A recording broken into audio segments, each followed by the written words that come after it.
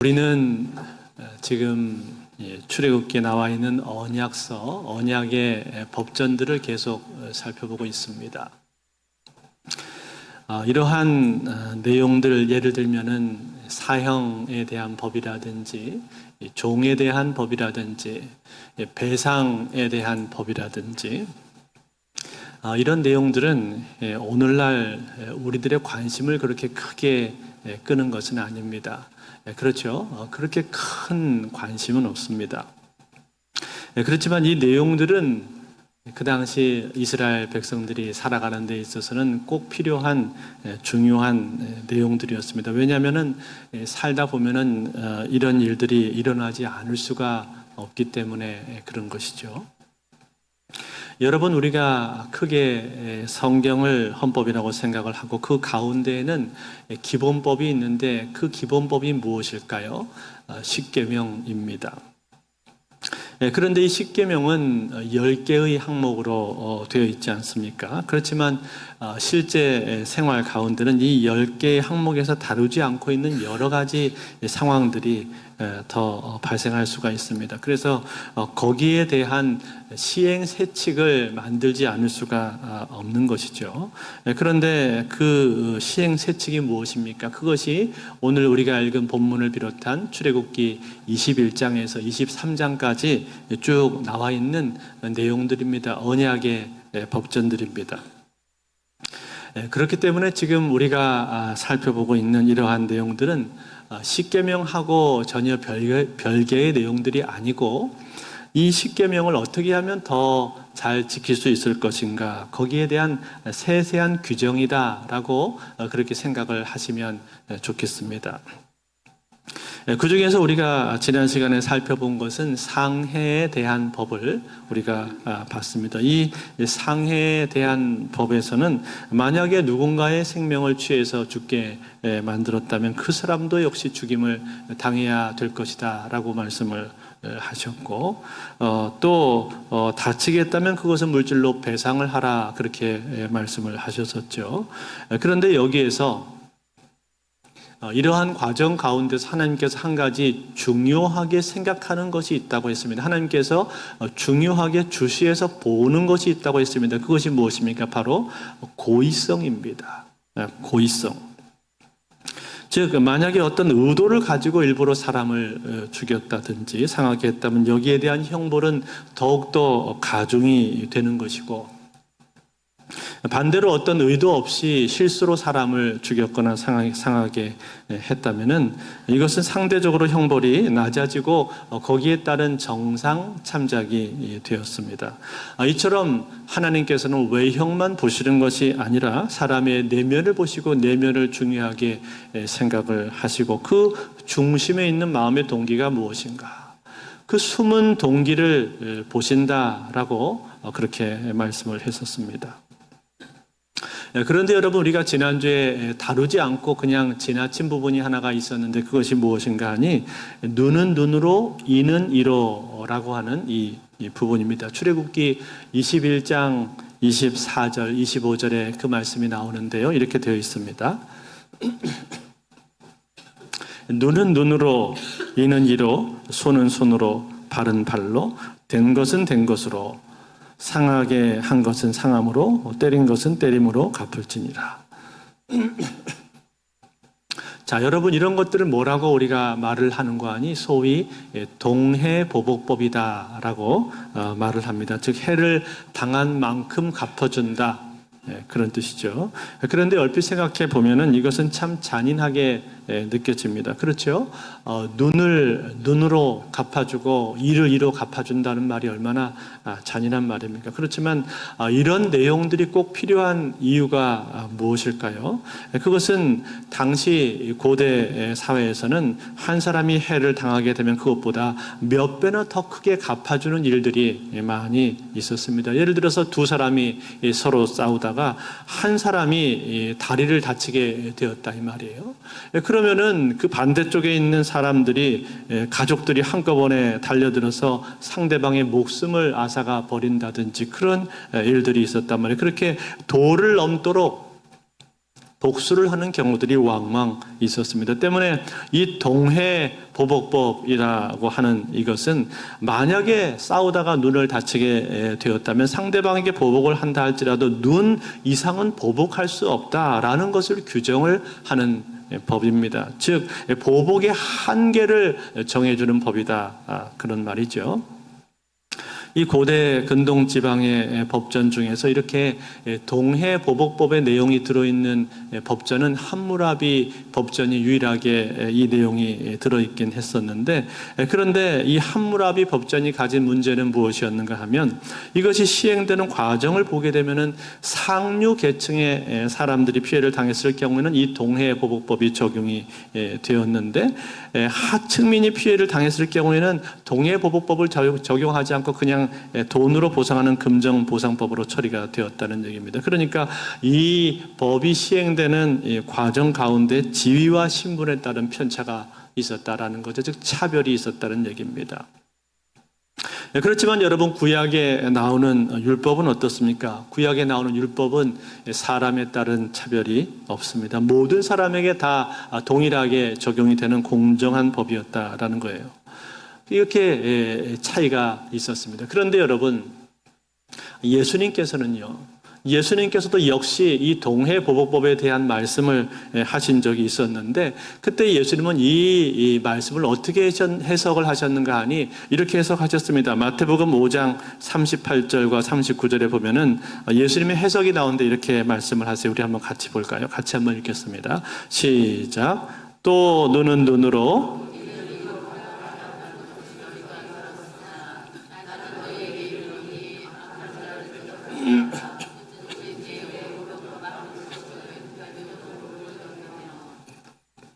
자, 여러분, 이게 무슨 말입니까? 구약의 율법에 이 내용이 있다는 얘기잖아요. 눈은 눈으로 이는 이로 갚으라 하는 말을 너희가 들었으나. 그 말씀을 하시면서 예수님 말씀하셨는데, 해석을 하셨는데, 이 말씀의 원래 의미가 뭐라는 거예요? 이 말씀의 원래 의미는 네가 내 눈을 다치게 했으니까 나도 네 눈을 다치게 해야 되겠다. 네가 내 이를 상하게 했으니까 나는 내 이를 부러뜨려야 되겠다. 이렇게 반드시 보복을 하라는 뜻으로 이 말씀을 하신 것이 아니라는 거예요. 그것이 아니라 보복의 한계를 정해 놓은 거다라는 거예요. 그리고 만약에 할 수만 있다면 너희들은 보복을 하지 말아라, 그렇게 말씀을 하고 있는 거예요. 즉 용서하라는 이야기인 거죠. 아니, 오히려 네 오른편 뺨을 치거든 왼뺨까지도 돌려대라 라고 그렇게 말씀을 하실 정도로 그러한 더 적극적인 용서와 관용을 예수님께서는 말씀을 하셨다라는 거예요. 즉 여러분, 이 말씀의 핵심이 무엇입니까? 절대로 과도하게 보복을 하지 말고, 그리고 할 수만 있다면 보복을 하지 않는 것이 더 좋고, 한 걸음 더 나아가서 용서하는 것이 가장 좋다라고 주님 말씀하고 있는 것이죠. 이것이 구약에 나오는 동해보복법에 대한 해석이고 그 내용이 가지고 있는 진정한 의미인 겁니다. 자, 그렇게 하고 이제 오늘 우리가 읽은 본문으로 들어오게 되면, 오늘 우리가 읽은 이 본문에 나오는 내용은 무엇입니까? 이것은 배상에 대한 법이 나오고 있는 거죠.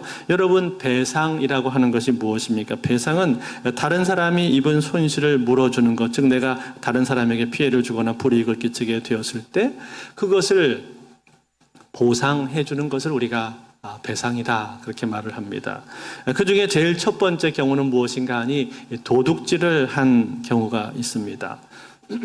여러분, 우리가 십계명 공부할 때 제 8계명에서 도둑질에 대한 내용이 나왔죠.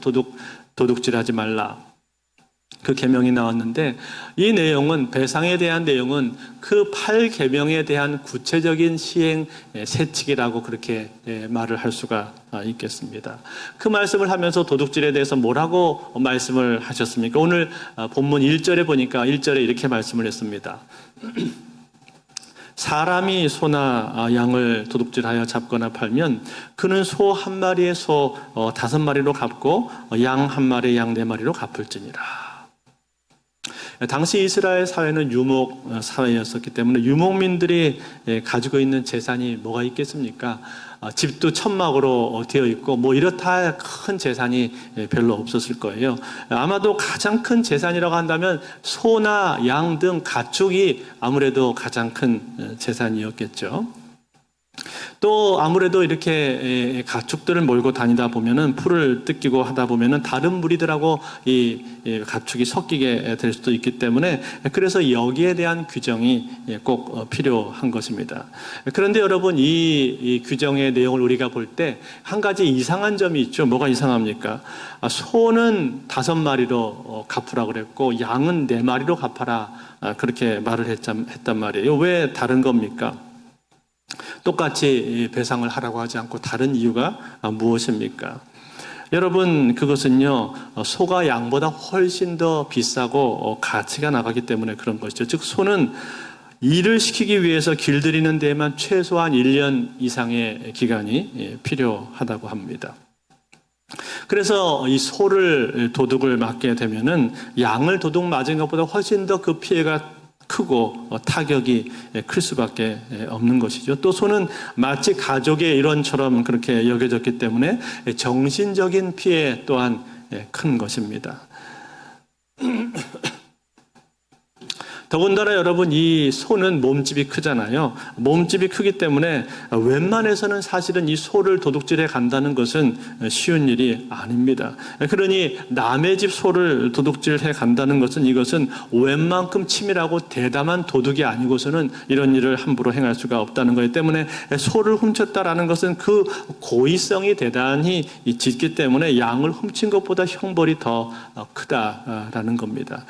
그런데 여러분 여기 이 5배, 4배를 배상해줘라 그렇게 말씀을 했는데 이렇게 5배나 4배가 아니라 2배를 갚으라고 말씀을 하는 경우도 있습니다. 언제입니까? 4절에 보면은 그 내용이 나오는데 4절에 보면 이렇게 돼 있죠. 도둑질한 것이 살아 그의 손에 있으면 소나 낙이나 양을 막론하고 갑절을 배상할지니라.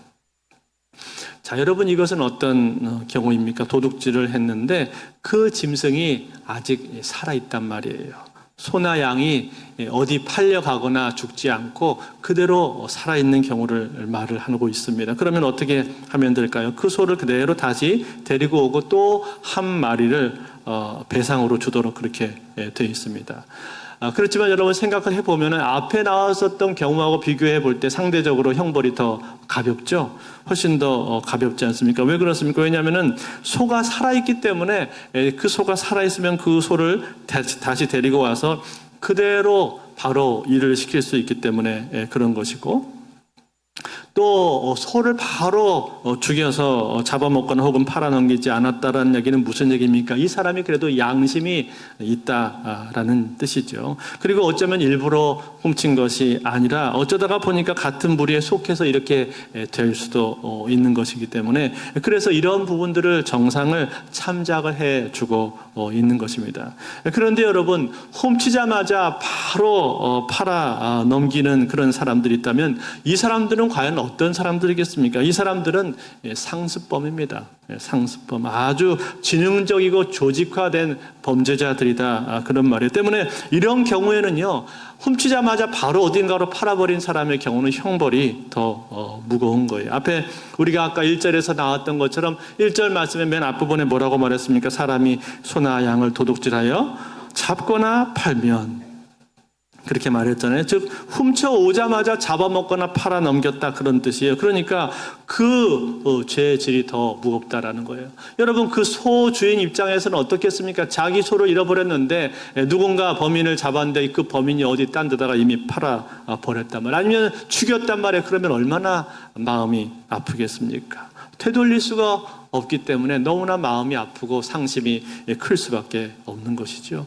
때문에 이러한 범죄에 대해서는 고의성이 더 짙고 크게 잔인함이 인정이 되기 때문에 형벌이 더 무겁다는 거예요. 그래서 5배를 물어줘라 그렇게 말을 한 겁니다. 그런데 여러분 한번 생각을 해보세요. 소 한 마리를 훔쳤는데 5배를 물어줘야 되면 5마리를 다시 갖다 줘야 되는데 그게 쉽겠습니까? 엄청나게 어렵겠죠. 그러니까 이 형벌은 대단히 끔찍한 형벌이에요. 굉장히 막심한 손해를 그 도둑에게 물리는 그러한 아주 강력한 형벌이란 말이에요. 그러니까 이러한 상황 가운데서 감히 소를 함부로 훔치기가 어려운 것이죠. 형벌이 너무나 무겁기 때문에 한번 훔치려고 하면 진짜 마음을 크게 먹지 않는 이상 이렇게 함부로 소를 훔치기가 어렵게 만들어 놓은 겁니다. 여러분, 오늘날 이 시대에도요, 이런 것과 비슷한 사례들이 있습니다. 아시아에서 가장 청렴도가 높은 1위 국가가 어디인지 아세요? 싱가포르입니다. 싱가포르. 이 싱가포르가 리콴유 총리가 있던 시절에 부패조사국이라는 것을 설치를 해가지고 범죄에 대해서 형벌과 배상을 대단히 크게 높였습니다.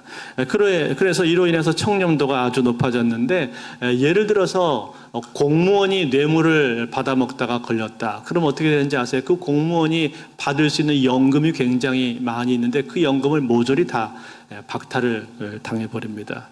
그러니까 자기가 뇌물로 받은 액수보다도 자기가 받는 손해가 훨씬 더 큰 거예요. 그러니 감히 뇌물을 받을 수가 있겠습니까? 뇌물을 주기도 사실은 어려운 것이죠.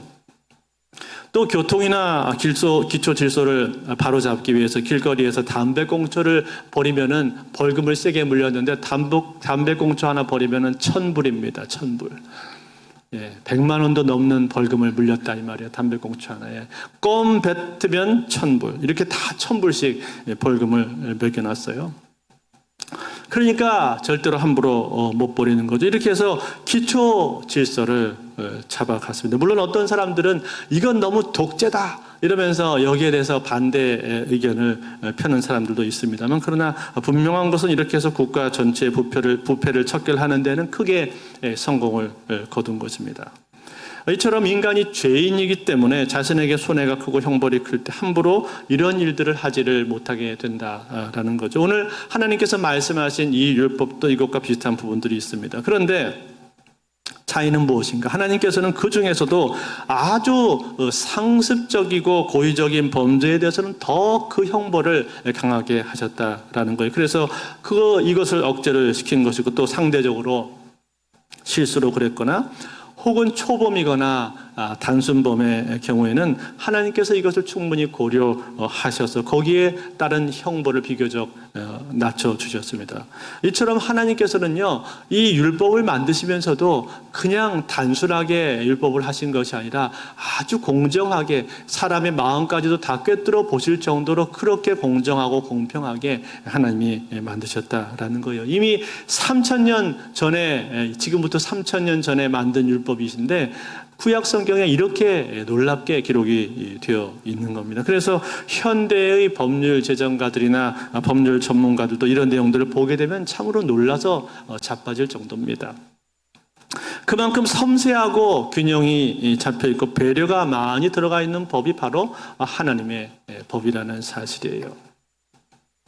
자, 그렇게 하고 이제 몇 가지를 우리가 더 살펴보면은, 그 다음에는 어떤 경우가 있는가 하니, 다른 사람의 물건을 맡아서 관리를 하다가 그 물건을 잃어버리는 경우가 있다고 말을 합니다. 7절에 나오는데 7절 말씀 같이 한번 볼까요? 같이 읽겠습니다. 시작. 사람이 돈이나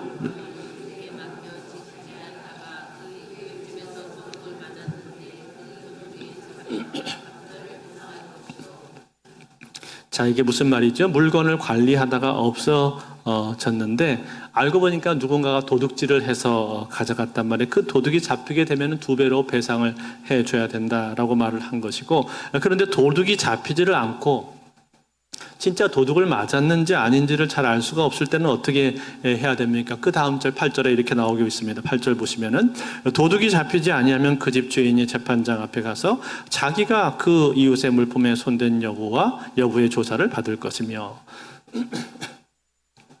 진짜 자기가 결백한지 그 관리하던 물건을 자기가 어딘가에 숨겨 놓거나 팔아먹은 것이 아닌지에 대해서 재판장 앞에 가서 조사를 받아라, 그렇게 말을 했다는 거예요. 이것이 물건을 맡아서 관리하는 사람에게 주어진 계명인데, 그런데 여러분, 이것은 꼭 물건에만 해당되는 것이 아니라 짐승의 경우도 이런 일들이 있습니다. 10절에서 12절 말씀, 여기도 한번 같이 읽겠습니다. 10절에서 12절 시작. 사람이 낙이나 소나 양이나 다른 짐승을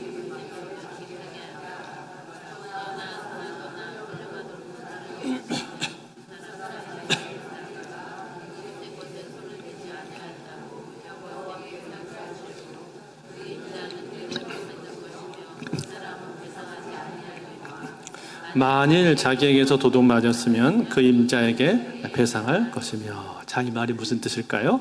낙이나 소나 양이나 짐승을 맡아서 지켰는데 그만 그 짐승이 다치거나 죽게 되었다, 그 말이에요. 혹은 잃어버리게 되는 경우가 있습니다. 그럴 때는 어떻게 해야 된다는 거예요? 반드시 배상을 해야 된다는 거죠. 즉 자기가 짐승을 맡아 지켰는데 어느 날 보니까 그 짐승이 죽어 있는 거예요. 그럴 때 어라? 죽었네?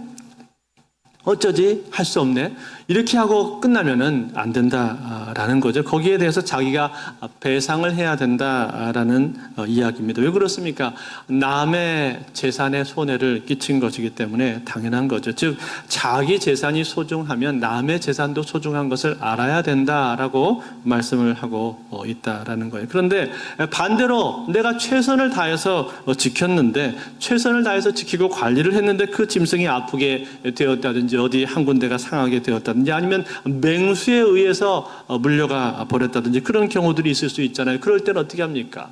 맹수에 의해서 짐승이 잡혀갔을 때는 배상을 하지 않습니다. 오늘날도 이것은 마찬가지 아닙니까? 맹수에게 죽게 된 것을 어떻게 하겠어요? 맹수에게 죽게 된 흔적이 있거나 혹은 증인이 있다면 그럴 때는 배상을 하지 않습니다. 그런데 맹수에 의해서 그렇게 되지 않는다 할지라도 짐승을 관리하던 관리인이 최선을 다해서 했는데도 불구하고 이렇게 되었다면 그 사람은 자기의 결백을 증명하기 위해서 하나님 앞에 맹세하라, 그렇게 말씀을 했습니다. 그래서 사람들이 있는 곳에서 나는 하나님의 이름을 걸고 맹세하건대 맹세코 나는 짐승을 죽인 적이 없고 그리고 나는 최선을 다해서 관리를 했습니다. 소홀히 한 적이 없습니다. 이렇게 맹세를 하면 어떻게 하라고요? 그 맹세를 받아주어라, 그렇게 말씀을 했죠. 아니, 그러면 만약 거짓말로 맹세를 하면 어떻게 합니까?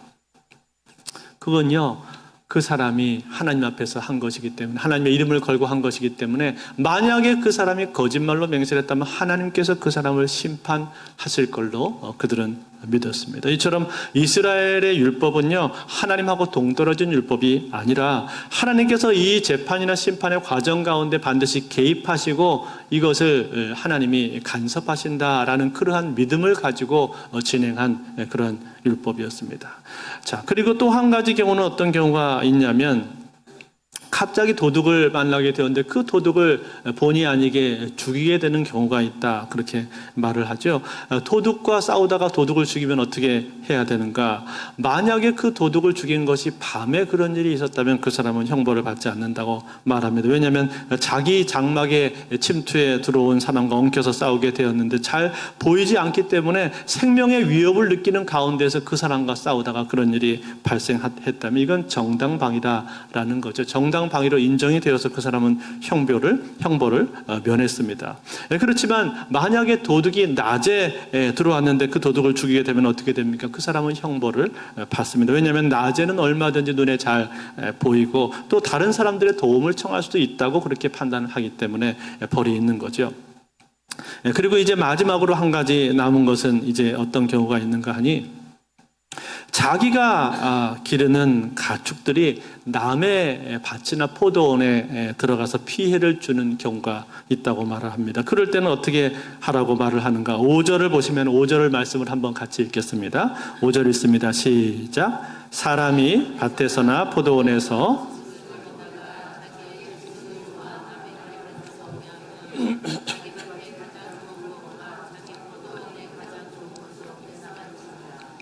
자, 뭐라고 말을 했습니까? 자기가 기르는 양떼나 소떼나 나귀떼들이 있는데 자기 밭에서 먹어야 되는데 자기 밭이 아니라 남의 밭에 들어가서 막 함부로 먹고 짓밟아서 남의 밭을 완전히 엉망을 만들어 놨다 이 말이에요. 그러면 어떻게 하라는 거예요? 배상을 해야 되는데 그냥 배상을 하는 것이 아니라 뭐라고 말합니까? 자기 밭에 가장 좋은 것으로 배상을 하라. 그렇게 말했죠. 즉 자기가 상대방에게 해줄 수 있는 것 중에서 가장 귀하고 가장 좋은 것으로 배상을 하라, 그렇게 말씀을 하고 있습니다. 왜 그렇습니까? 다른 사람의 재산이 그만큼 귀하다라는 이야기를 해주고 있는 거예요. 아니, 다른 사람의 재산을 그만큼 소중하게 생각을 해야 된다라는 뜻으로 이러한 말씀을 하고 있다라는 거예요. 그러니까 남의 밭을 다 해주어 놓고는 우리 소가 밟았나 보네, 할 수 없지 뭐, 이렇게 반응을 해서는 절대로 안 된다라는 거예요. 이처럼 마치 별일도 아닌 것처럼 그렇게 반응을 해서는 안 된다라는 거예요. 남의 물건이나 재산에 피해를 주었으면 그것에 대해서 진심으로 사과하고 미안해하는 마음을 가져야 되는 것이고 성심성의껏 보상을 해 주어야 되는 것이지, 마치 별거 아닌 것처럼 여긴다든지 형식적으로 마지못해서 보상을 한다든지 그렇게 하지 말라는 거예요. 왜요? 남에게 피해를 주어서 그 밭이 망가졌으면은 그 피해는 밭만 망가진 것이 아니라 그 밭 주인의 마음도 망가졌기 때문에 그런 겁니다. 그 밭 주인은 얼마나 속이 많이 상하겠습니까? 그동안 열심히 밭을 가꾸었던 그 노력과 수고, 땀 흘린 그 노동의 시간들, 밭에 대한 애착이 있을 거 아닙니까? 그 안타까운 마음이 있는데 그 안타까운 마음까지를 헤아려서 내가 해줄 수 있는 최선의 것으로 그 사람에게 해줘야 된다라고 말씀하는 거예요. 여러분, 우리가 실제로 어떤 물건을 내가 가지고 있는데 그 물건을 잃어버리거나 혹은 도둑을 맞게 되었을 때 그 물건의 가치라고 하는 것은요, 그 물건의 원 가격만큼만 가치가 있는 것이 아닙니다. 그렇죠? 그 물건에 대한 나의 애착, 그 물건을 사랑했던 내 마음, 그리고 물건하고 연관된 추억 등등 눈에 보이지 않는 것들이 많지 않습니까?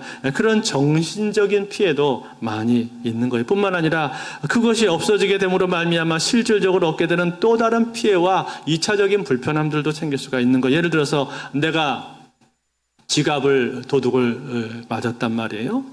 지갑을 도둑이 맞았으면은 지갑이 없어짐으로 인해서 신분증이 필요한데 신분증이 없음으로 말미암아서 신분증을 제시하지 못해서 또 다른 2차적인 피해를 내가 겪을 수도 있는 거예요. 즉 어떤 사건으로 말미암아 파생되는 피해가 또 발생할 수가 있는 거예요. 이러한 모든 것들을 다 종합을 해서 그 물건의 가치로 매겨져야 된다라는 거예요. 때문에 여러분, 우리가 만약 누군가의 물건이나 재산에 피해를 끼치게 되었다면 우리는 거기에 대해서 진심 어린 사과를 할 수 있어야 되는 것이고 미안한 마음을 가져야 되는 것이고 또 손해본 사람의 그 마음까지도 우리가 헤아릴 수가 있어야 되는 겁니다. 만약 그렇게 하지 않고 마치 별거 아닌 것처럼 그렇게 행동을 하고 별거 아닌 것처럼 여긴다면 그것이야말로 도둑의 심보가 되는 겁니다. 도둑의 심보가 뭡니까? 내 것은 중요하고 남의 것은 별로 중요하지 않다고 말하는 게 도둑놈 심보 아니에요. 그러니까 그렇게 태도를 갖는다면 그것이야말로 내가 도둑의 마음을 갖고 있는 것과 같다는 거예요. 그런 거로 여러분, 우리가 만약에 길을 가다가 자동차를 타고 가는데 남의 차를 긁었다. 그러면 여러분 어떻게 해야 됩니까? 즉시 미안한 마음을 가지고 그 사람한테 사과를 해야 되는 거예요. 에이, 별로 안 긁혔네. 이렇게 반응을 해서는 안 된다라는 거예요. 물론 물질적인 부분에 대해서는 우리가 보험 처리를 한다든지 아니면 다른 방식으로 보상을 해줘야 되겠습니다만 그걸로 인해서 그 사람 마음은 또 얼마나 속이 상하겠습니까? 또 그렇게 차가 긁힘으로 인해서 파생되는 또 다른 어려움들이 그 사람에게 있을 수도 있단 말이에요. 그러한 부분들을 잘 헤아려서 아이고 죄송합니다, 제가 실수했습니다. 자기가 과실인 것이 분명할 경우에는 그렇게 즉시 사과할 수 있어야 된다라는 거예요. 그것이 그리스도인다운 모습이다라는 거예요. 반대로 내 차가 긁힘을 당했을 때는 어떻게 하면 좋습니까? 아이고 별거 아닙니다, 괜찮습니다, 이렇게 말해주면 좋겠죠. 그런데 그 말을 상대방이 해야 될 말을 상대방 창을 긁어놓고 별거 아니네요 이렇게 말을 해서는 그러면은 안 되는 것이죠. 결국 무엇을 말하고 있는 겁니까? 내 물건이나 내 소유가 소중한 만큼 다른 사람의 것도 소중하다라는 거예요. 아니, 다른 사람의 것은 내 것보다도 더 소중하게 여길 줄 알아야 되는 그런 마음이 우리에게 있어야 된다는 거. 이것이 오늘 배상의 규례에 담겨 있는 그러한 중요한 의미인 것입니다. 사랑하는 성도 여러분, 그렇습니다.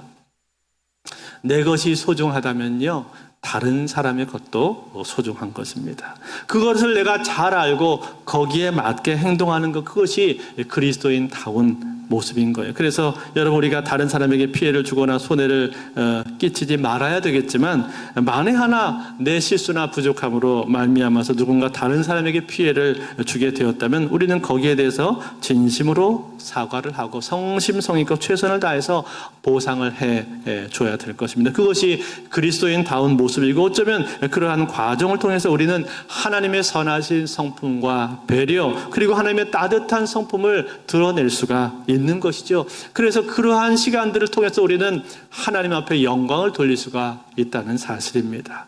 그러므로 사랑하는 성도들, 오늘 우리는 이 배상에 대한 법을 보면서 다른 사람에게 내가 손해 끼치지 않기를 위해서 먼저 노력할 수 있기를 바라고, 내 마음속에 있는 도둑놈 심보를 내가 버리실 수 있기를 바랍니다. 그리고 만약에 누군가에게 내가 피해를 주었다면 그러면 진심 어린 사과와 배상으로 말미암아 하나님의 선한 성품들을 드러내실 수 있기를 바랍니다.